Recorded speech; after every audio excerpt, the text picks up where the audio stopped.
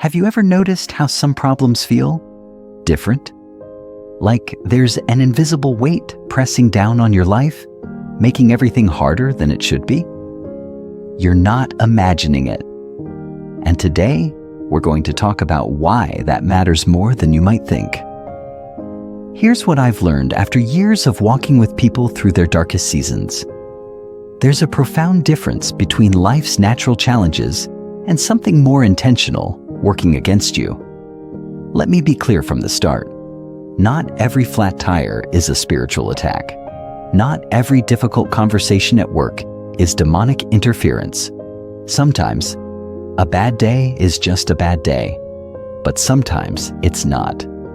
The Apostle Paul understood this distinction perfectly when he wrote in Ephesians 6:12 that our struggle is not against flesh and blood, but against spiritual forces. He wasn't being dramatic, he was being practical. So, how do we tell the difference? First, look at the pattern. Normal problems tend to be isolated incidents. Your car breaks down, you fix it, you move on. But spiritual attacks, they come in clusters. It's not just one thing going wrong. It's multiple areas of your life experiencing unusual resistance all at once. Your relationships strain, your finances get hit, your health takes an unexpected turn, and your peace just evaporates. John Eldredge, in his book Waking the Dead, describes this as warfare against your calling. When you're stepping into something God has for you, opposition intensifies. It's not coincidence, it's strategy. Second, notice the timing. Pay attention to when these difficulties surface. Are they happening right before you're about to make a breakthrough? Right after you've committed to something meaningful? Just as you're growing in your faith?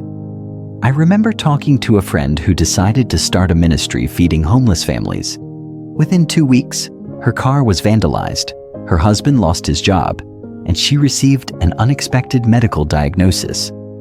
Coincidence? Possibly. But the timing was interesting. Here's the key difference.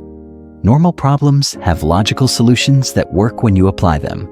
Spiritual attacks resist logical solutions. You fix one thing, 3 more break. You resolve one conflict, 2 more ignite. There's an almost supernatural frustration to the process.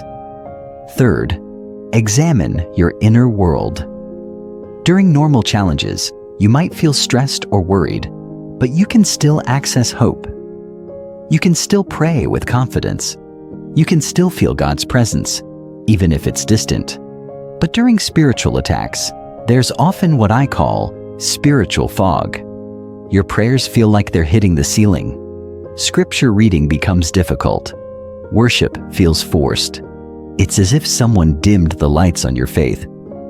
The prophet Daniel experienced this when his prayers were delayed for 3 weeks by spiritual opposition. The angel finally told him in Daniel 10:12 that his prayers were heard from day 1, but there was a battle happening in the heavenly realm.